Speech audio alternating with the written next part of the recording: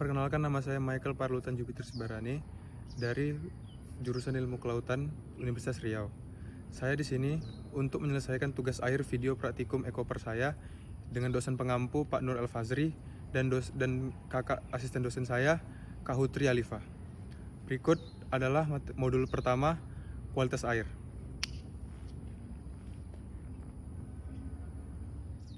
Pengukuran pertama dari parameter kualitas air adalah suhu.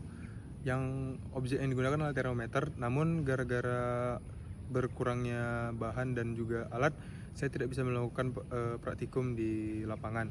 Namun tata caranya adalah menggunakan termometer dengan pengukuran suhu adalah memasukkan termometer ke dalam perairan yang sebelumnya telah diikat oleh tali di bagian ujung pangkalnya, tapi tidak di bagian raksa. Jadi setelah dia telah diberikan talinya kita pegang dan termometer dicelupkan secara perlahan dan dibiarkan selama beberapa menit agar termometer mendapatkan suhu dari perairan tersebut. Untuk pengukuran kecerahan, digunakannya adalah alat dari pinggan secidis. Namun pinggan secidis tidak dapat saya temukan, jadi saya menggunakan tongkat sebagai alat pengganti secidis. Cara penggunaannya adalah dengan memasukkan tongkat ke perairan agar ditemukannya kedalaman yang pas dan juga kecerahan yang pas. Jadi caranya seperti ini. Jarak tampak dari ujung awal akhirnya ditentukan sampai dari objek mata hilang. Ini udah hilang ya. Ini udah nggak nampak lagi. Hanya sampai situ saja. Jadi yang dari tempat yang berair kita kasih spidol.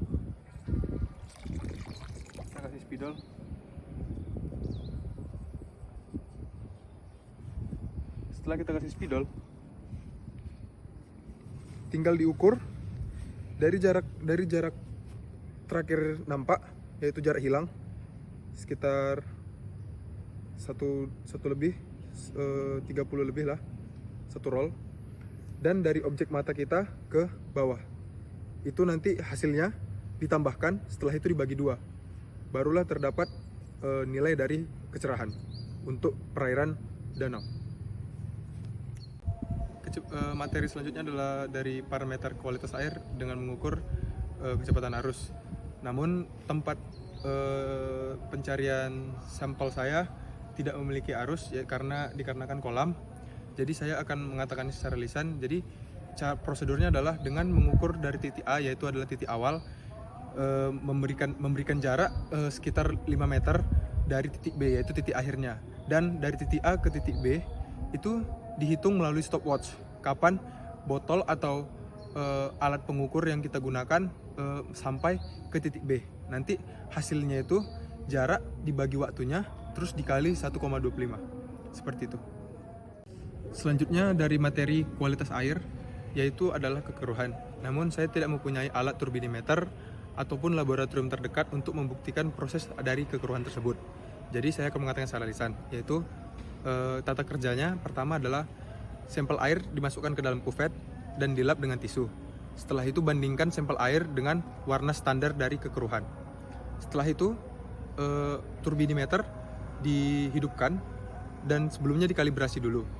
Setelah dihidupkan, masukkan kuvet ke dalam turbinimeter dan tekan tombol read. Biarkan kuvet di dalam turbinimeter selama 25 detik. Setelah itu hasilnya akan nampak di dalam layar dan dicatat hasilnya. Saat hasilnya sudah terlihat, kita matikan turbinimeter. Kali ini kita akan melakukan proses pembuktian dari kedalaman, yaitu dengan cara menggunakan alat dari tali dengan pemberat. Di sini saya menggunakan tali tembaga dan juga batu bata sebagai pemberat. Caranya adalah dengan memasukkan tali yang sudah dikasih pemberat tersebut ke dalam perairan supaya bisa ditentukan kedalamannya hingga batu menyentuh dasar dari perairan tersebut. Mari kita contohkan saja. Tinggal dilempar.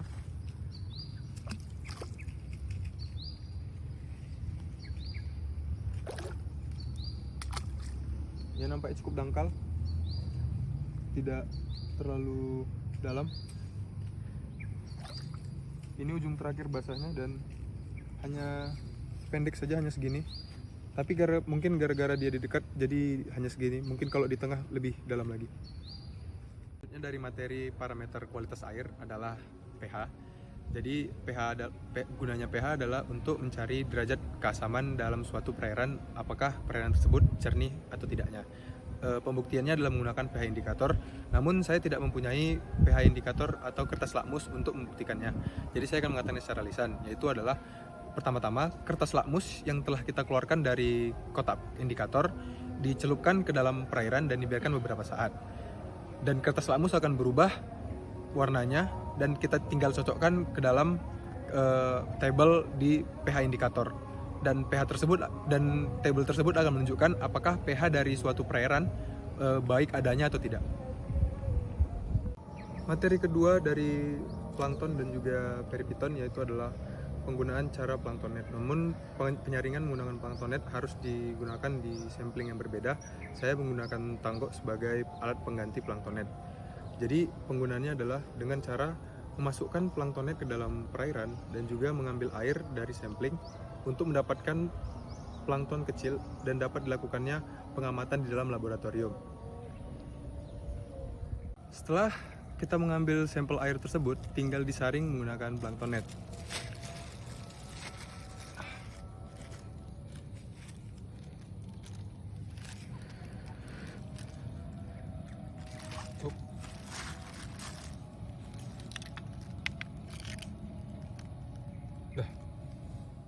Selanjutnya ada dari materi kedua, periviton dengan cara pengerikan. Saya di sini menggunakan kayu sebagai hasil dari pembuktian perivitonnya, yaitu dengan cara mengambil sampling kayunya. Setelah itu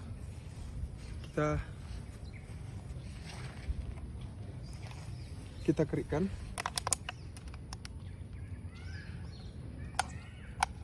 di tempat yang berbeda sehingga substratnya masuk ke dalam seperti ini.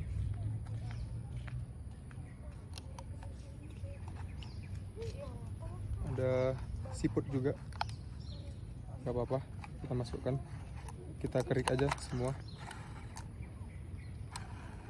Setelah itu sebenarnya botol sampel yang telah dikeringkan tadi harus diberi larutan pengawet atau tidak, karena kalau dia datang ke laboratorium langsung tidak perlu botol sampel diberikan pengawet. Cuman kalau kita langsung ke laboratoriumnya agak lama, kita harus memberikan yang namanya pengawet Lugol 4% yang tidak terlalu keras.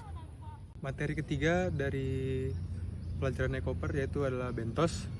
Cara pengambilannya adalah menggunakan Van Ven Grab untuk perairan yang lebih dalam. Namun untuk perairan yang dangkal kita bisa gunakan paralon atau tongkat seperti ini. Caranya gampang sekali, tinggal dijolop, kita tutup paling atasnya, terus ini kita masukkan ke dalam plastik beserta tanah-tanahnya. Nanti tanahnya tinggal disaring menggunakan yang namanya alat saring nomor 30, ukuran 30 US.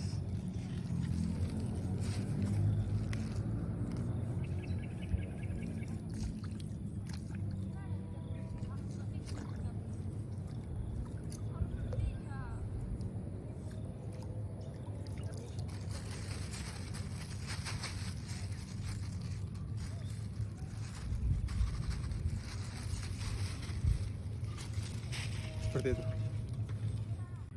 Modul 4 dari struktur komunitas riparian, yaitu dengan cara peta kuadran yang akan saya tunjukkan berikut ini. Sudah saya buat di bawah. Jadi riparian tersebut kita tinggal tentukan mau dibuat di mana.